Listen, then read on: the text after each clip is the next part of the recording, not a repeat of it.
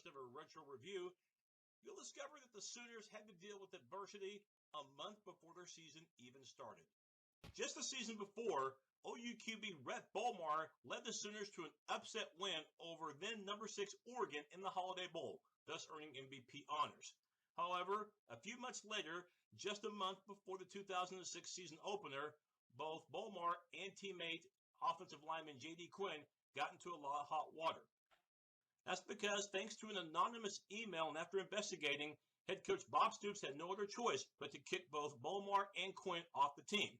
That's because when the two were working for a local car dealership, both accepted a substantial amount of money for work that they did not do. Thousands of dollars, to be a little bit more precise. So the Sooners needed a quarterback with experience. Enter Paul Thompson, who began the 2005 season at QB, but was moved to wide receiver. However, because of the recent Bomar dismissal, Stoops asked Thompson if he could move back to quarterback. Thompson said yes, in spite of the fact that he would have limited time to get refamiliarized with the position as well as the playbook. Early September arrived, and there was a season opener against Alabama Birmingham. The UAB Blazers turned out to be much tougher than expected, despite the terrific game by Adrian Peterson. He had 139 yards rushing in the game, but it was his only catch that turned out to be the biggest difference maker. On 3rd and long in the third quarter and the Sooners down by 3 points, it was Thompson who dumped it off to Peterson, and then AD, nicknamed All Day, showed why as he took it all the way for a touchdown, and the Sooners never trailed. Oklahoma held off the Blazers 24-17. The next two games for the Sooners would be against Pac-10 opponents. After the Sooners defeated Washington, it was a battle of early undefeateds as the Sooners faced the Oregon Ducks for the third straight year. But this time, they would play them in Eugene, and the Sooners got off to a bad start in the game. As from only the second play of the game from scrimmage, Oregon nearly took it to the house. That would, however, set up the game's first touchdown by the Ducks, and Oregon not only took the game's initial lead, but the Sooners did not even score a touchdown in that entire first half, held to just 2 field goals. But the Sooner offense finally woke up early in the second half. After a third quarter TD that tied it, the Sooners got the ball back and would convert on this third down play, initially called a touchdown, but Malcolm Kelly stepped out of bounds. However, the play should not have even have netted that much for the Sooners, because if you look at the replay, and this would start controversy in the second half, you can see that the play clock is at 0, and Oklahoma still has the ball. The Sooners should have had third and even longer, and who knows how this drive might have ended up if that play had not counted. The Sooners got away with one, but would take advantage later in the drive on this play. Again, it's the combination of Thompson to Kelly, and this touchdown counted. 20-13, Oklahoma had the lead and would lead by 13 late in the fourth quarter with victory within reach. But with just over a minute remaining, Oregon was in the red zone and eventually the end zone as quarterback Dennis Dixon called his own number, and Oregon had cut Oklahoma's lead to a score at 33-27, and that would set up perhaps the most controversial moment in Sooner infamy. At least a decade later, a play that still eats Sooner fans alive. Onside kick by Oregon looks like it's an illegal touch 9 yards into the kick. It doesn't even go the necessary 10 yards. Oregon touched it, should have been Sooner ball. But watch the right side of your screen. Look at number 23, Alan Patrick. He has the ball. Oregon never recovered this ball. We would definitely get to know the name of Gordon Reise forever as Sooner fans. He was the instant replay official that day in Eugene. Unfortunately, his job was to find out if Oregon had illegally touched the ball before the necessary 10-yard travel. Of course they did. His job was not to rule if Oklahoma recovered. Regardless, though, his ruling still should have been Oklahoma ball based upon the Oregon illegal touch. It wasn't. Oregon somehow was still rewarded the ball, and then more controversy would ensue later on Oregon's drive. Yet another ball that the Ducks did not get doomed the Sooners. Pass interference called on this play, but if you look at the replay, and yes, this did go to the booth, it should not have been interference. C.J. Ayu gets a piece of this ball. It's a deflection, therefore incomplete pass. Therefore, it should not have been pass interference according to the rules. And even though it went to the replay, got to remember who the official was that day up in the booth. Gordon Reise, who blew the onside kick call, and he kept consistent. He blew this one as well. They don't change it. It's first down for Oregon, and the Ducks made the Sooners pay. The following play, Dixon finds a matchup he wants, and Brian Pasinger burns the secondary badly for his first ever touchdown in college football. What a time to have gotten it. Oregon had the lead 34-33, but the Sooners had a shot at the end thanks to a deep kickoff return by Reggie Smith, and on the game-winning field goal attempt, you could tell that not much went right for the Sooners the last minute and a half of the game, and it would stay true to form. Field goal, no good, and the Sooners left Eugene feeling green, losing a game that they know they should have won. 2 games later, it was on to Dallas, and a showdown against the defending national champion Longhorns. After trailing early in the game, the Sooners would tie it on an Adrian Peterson long touchdown run. And as you can see, the Sooners took the halftime lead thanks to this field goal by Garrett Hartley. 10-7 Sooners at the break. But it all changed in the second half. Texas, to start the third quarter, retook the lead as Colt McCoy burned the Sooners and found Lima Swede wide open. Texas retook the lead and would never relinquish it. Early in the fourth, the Sooners thought that this play was an incomplete pass, but instead Texas thought it was a lateral, and apparently so did the officials. It was an easy 6 points for Texas, much to the dismay of Bob Stoops.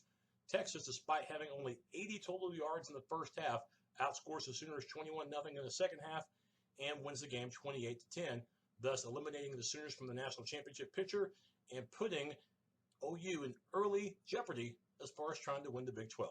The next game against Iowa State, the Sooners could not win for losing. Even though they thumped the Cyclones, it came at a price. Adrian Peterson, on the Sooners' final scoring drive, breaks his collarbone at the end of this play. He would miss the rest of the regular season. Entering the second half of the season, the Sooners knew that they'd be facing 4 of their final 6 opponents away from home. They also knew, too, that they needed to win all those games and have Texas lose at least twice to capture the Big 12 South. The Sooners also, too, knew that with Adrian Peterson's injury, that they needed a starting tailback right away. Well, from one AP to another, number 23, Alan Patrick. Yeah, that guy on the right side of the screen, the same one that a few weeks prior against Oregon recovered the onside kick that should have won the game for the Sooners. Of course, the Oregon officials didn't think that OU recovered, as in Oklahoma. Well, of course, as we would say, whatever. But Alan Patrick would make his impact as a running back for the tail end of the season, and did admirably, especially against Missouri. After a win over Colorado, against Missouri, Oklahoma made Patrick the number 1 priority. 36 carries for 162 yards. And the Sooner defense played huge, forcing 4 Mizzou turnovers, including 3 Chase Daniel interceptions. The Tigers were also limited to just 76 yards rushing. The Sooners won the game convincingly. The Sooners would follow it up with a win at Texas A&M the following week, but still they needed help. They had a 4-game winning streak, but Texas, they couldn't stop winning either. All Texas needed was one more win, and they would wrap up the Big 12 South. But the breaks would start falling the Sooners' way. Oklahoma, on the same night that they won their home finale beating Texas Tech with a fourth quarter comeback, got help from Kansas State. The Wildcats upset Texas and gave the Sooners hope that they could still perhaps pull out the Big 12, but still more help would be required. The following week, the Sooners thumped Baylor. That same week, Texas was off, so both teams were 6-1 in the standings, but Texas, reminder, still had the tiebreak because they beat OU head-to-head. The following week, Thanksgiving week, A&M would come to Texas. A&M was a heavy underdog. All Texas needed to do was win as expected or have Oklahoma lose the following day to win the Big 12 South. And that Friday, the Sooners got even more help, thanks to Texas A&M on this touchdown in the final minutes of the game. A&M with a big upset in Austin against Texas. Now, the next day, the Sooners would need to win in Stillwater to clinch the Big 12 South. But even back then, trying to beat Oklahoma State in Stillwater was never as easy as you might have thought. And it was close at the end of the first half. Third quarter, the Sooners had one of the biggest plays of the game. Alan Patrick on this long touchdown run gave the Sooners at that point a bit of a cushion, and they would need those points. because the Cowboys, down by 6, actually had a shot at pulling off a victory in the end. But they run out of room on the final play of the game. The Sooners won the Big 12 South by getting out of Stillwater with a W. And it was on to the Big 12 championship game in Kansas City the following week. And it was a battle of Big Reds. Big 12 North champion Nebraska against the Sooners. OU scored 2 touchdowns in the first 10 minutes of the game, thanks to a pair of one-play drives, including this big one from Paul Thompson to Malcolm Kelly, outracing the defense. 14-0 Sooners just like that. But the rest of the half was a struggle for OU, and Nebraska would eventually get on the board in the second quarter. Former Norman High quarterback Zach Taylor with this touchdown pass, and at halftime, OU's lead was cut in half. No doubt the most defining moment in the game came late in the third quarter. 3rd and 10 from their own 1, Paul Thompson delivered with a pass to Jermaine Gresham, which gave the Sooners the ultimate get-out-of-jail-free card. A first down, but field position as well. And then the drive would be capped off thanks to Paul Thompson, who once again found Malcolm Kelly, who kept at least 1 foot in bounds, and the Sooners capped off a 99-yard drive late in the third, and that would be more than enough. The Sooners, with their 4th Big 12 championship in the past 6 seasons, and for Bob Stoops, his 4th Big 12 title with 4 different starting quarterbacks. It was on to the Fiesta Bowl on New Year's against Boise State. The game also marked the return of sensation Adrian Peterson. It was Boise versus Oklahoma, or as some called it, David versus Goliath. Despite being higher ranked and having an undefeated record, the Broncos were given very little to no shot of competing with Oklahoma, let alone winning the game. But the Broncos were playing the role of David quite well, and they increased their lead in the third quarter. Paul Thompson's pass picked off, and Boise takes it for a quick 6, and the Sooners were in serious trouble, down 18 points late in the third quarter. At this point, this game had no indicator it was going to be one of the greatest college football games in history. The rally would begin on the following drive. Adrian Peterson capping off the drive with this touchdown. The Sooners cut the lead to 11 and would get the ball back shortly after. But despite having 1st and goal, would have to settle for a field goal, and early in the 4th, were down by 8. Late in the 4th, still down by 8, Paul Thompson led the Sooners 77 yards downfield, capped off with his touchdown pass to Quentin Chaney. The Sooners had cut the lead to 2, with obviously the 2-point conversion coming up. Yeah, it was unbearable to watch for some. And let the longest 2-point conversion I've ever seen begin. First, OU gets a retry. Even though it's incomplete, obvious pass interference. Try number 2. It looks like the Sooners have tied it up thanks to this Jermaine Gresham catch for the 2 points. But OU's called for an illegal shift. 2 men moving. So now the Sooners are backed up just inside their own 7. But the Sooners deliver with the 2-pointer, and they get it right. Tie game, 28 apiece. But the game will not stay tied for long. Shortly after, just when it looked like overtime was imminent, Jared Zabriskie made what was for him a rare mistake in the game. An interception, and Marcus Walker made him pay. Walker all the way for a touchdown, and the Sooners had scored 18 points in the 4th quarter and took their first lead of the game, 35-28. It looked like Sooner magic would once again prevail. Unfortunately, OU would get caught with their pants down on this 4th and 18 play. Boise with one last hope. It's Jared Zabriskie who finds Bryson James, who laterals the ball to Gerard Rabb.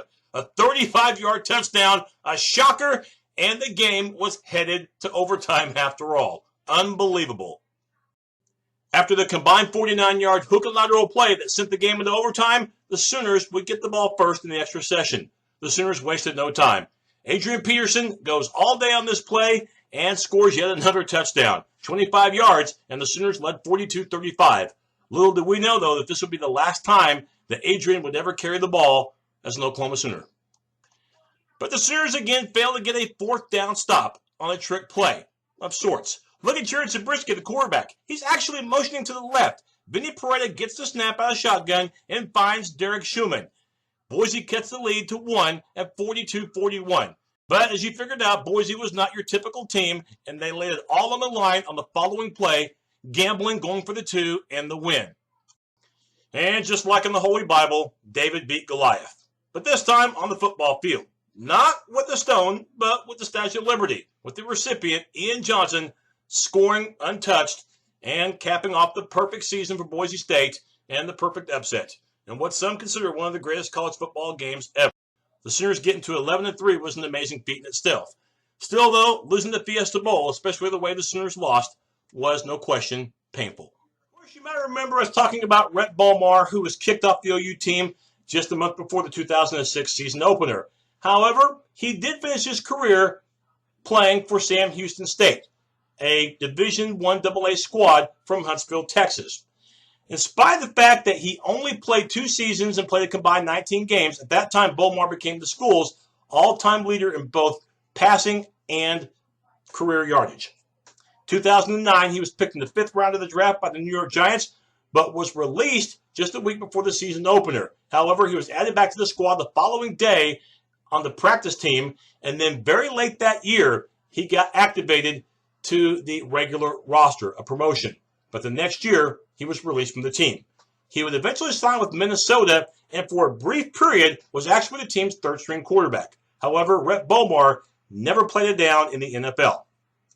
Now, of course, when you think of 2006, you can't help but think about the heartbreak in Eugene, the controversy, the hose job of the Oklahoma-Oregon game, and the officiating crew that was the centerpiece of it, all from the Pac-10.